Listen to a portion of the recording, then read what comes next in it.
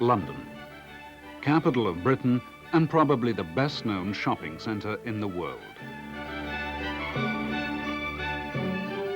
And this is Fortnum and Mason, prestigious retailers, and as such, very much part of London and the worldwide retail business. A business that is exciting, dynamic and fast-moving, because as events happen in life, so retailing has to reflect and promote them.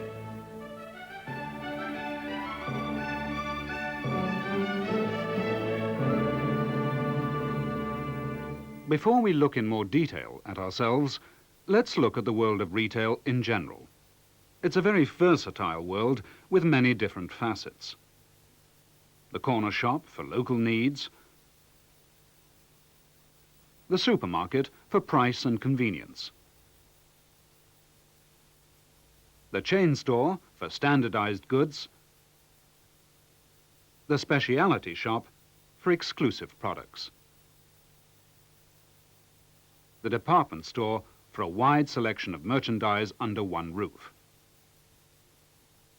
and the prestige store for superior attention and those special, unusual items unique to these houses which can be purchased in style and comfort. And so back to what is the best-known prestige store in the world, for the magic of its atmosphere, the feeling of uniqueness, and its tradition of superior service. Fortnum and Mason. It was in 1705 that William Fortnum came to London. Here he met one Hugh Mason, who ran a small shop in St. James's Market, and gave William lodgings.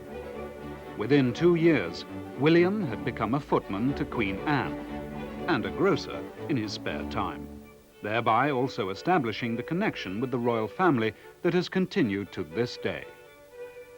When he eventually retired from royal service, William opened a grocery shop with Mason, and with William's connection at the palace, Fortnum and Mason began to establish themselves as prestigious retailers.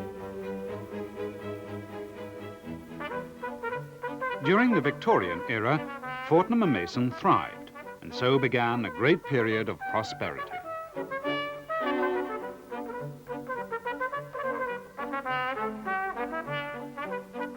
We began to play an increasingly large part in public affairs, and we were many times honoured by warrants of appointment. Grocers to the then Prince of Wales. Confectioners to the Princess of Wales, and purveyors of oil to Her Majesty Queen Victoria. Many famous names bought from us. Charles Dickens, for example, was a regular customer. Fortnum and Mason was rapidly becoming a household name. There was hardly a service or comfort that Fortnum's could not provide. A special department was created just to cater to the needs of the famous London clubs, such as Boodle's and Brooks. Ready-to-eat dishes became popular. Ready roasted duck and green peas for 5 shillings, 25 pence. Partridges for ½ a crown, and a whole truffled pheasant for 15 shillings.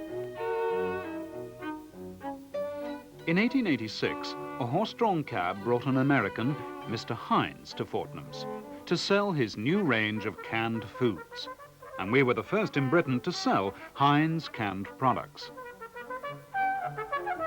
If the Victorian era had been a great time, then the Edwardian era was the golden age for Fortnum's. London became the social centre of the world, and society outshone itself with a record number of parties and balls. Throughout, Fortnum's was an integral part of the society, providing food, wines, flowers, table requisites and decorations, chefs, butlers and footmen. In fact, a complete service. If needed, we could even provide toastmasters, musicians, or whole orchestras. But a dark cloud loomed on the horizon, one that was to change the British way of life for all time. War. A kind of war the country nor the world had ever experienced before. A war that drastically altered the shape of society and the way in which that society lived and shopped. The good old days became just that. But because Fortnum and Mason is Fortnum and Mason, it adjusted to the new and changing order of things. Between 1923 and 1925, the store was completely rebuilt with a range of new departments.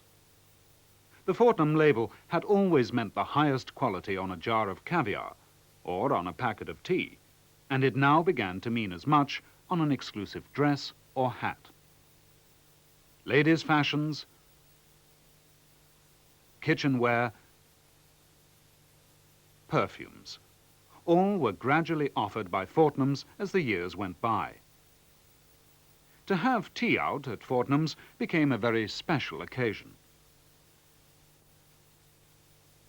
In 1929, we received entitlement to use the royal coat of arms in connection with our business.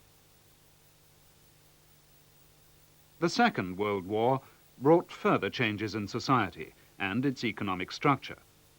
But Fortnum's adapted, and in 1951, a Canadian businessman, Mr. Garfield Weston, bought Fortnum's, and another era of its history began.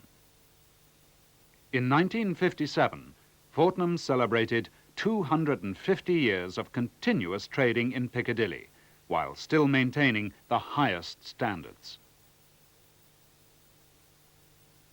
Today, Fortnum and Mason still has many well-known customers and still retains the warrant of appointment to Her Majesty Queen Elizabeth II, enabling us to use the coveted royal coat of arms.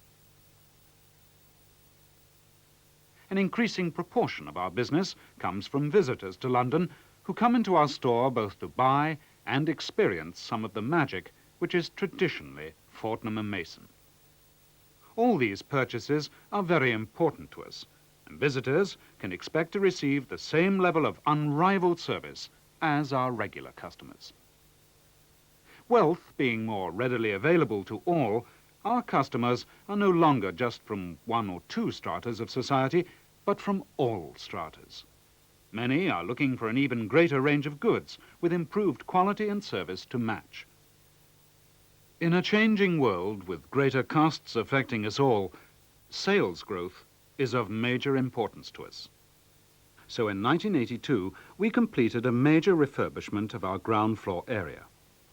However, there are some things which will never change: the caliber of our staff and the standard of service we provide. Fortnum and Mason's reputation is built on quality together with a tradition of customer service. It's only we, the staff, who can ensure that this reputation will be carried into the new era of Fortnum and Mason. And that means the individual service each of us gives to our customers.